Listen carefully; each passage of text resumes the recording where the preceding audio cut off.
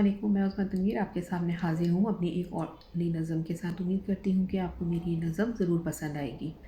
آج کی میری نظم کا عنوان ہے بے چارگی قسمت۔ وہ یاس کے بادل میں چھپتا ہوا ایک چہرہ، وہ یاس کے بادل میں چھپتا ہوا ایک چہرہ، معلوم نہیں چل نکلا یا قافلہ ہے ٹھہرا، معلوم نہیں چل نکلا یا قافلہ ہے ٹھہرا، بے چارگی قسمت تو اب تو یقیں کر لے، بے چارگی قسمت تو اب تو یقیں کر لے، شاید کہ زندگی کا یہ دن ہی ہے سنہرا،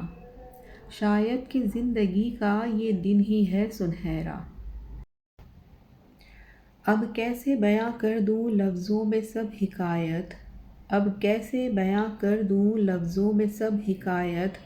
آنکھوں پہ بھی پڑا ہے، آنکھوں پہ بھی پڑا ہے فانوس حیا کا پہرا، میں بارہا گھومی ہوں آزاد فضاؤں میں، میں بارہا گھومی ہوں آزاد فضاؤں میں، میری روح کو قید کر کے مہکا ہے آج صحرا، میری روح کو قید کر کے مہکا ہے آج صحرا، دکھ کی یہ حقیقت بھی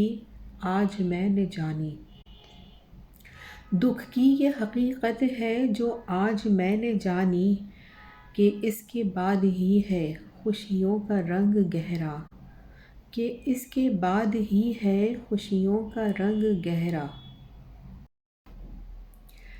اب کیوں نہ چاہوں تم کو،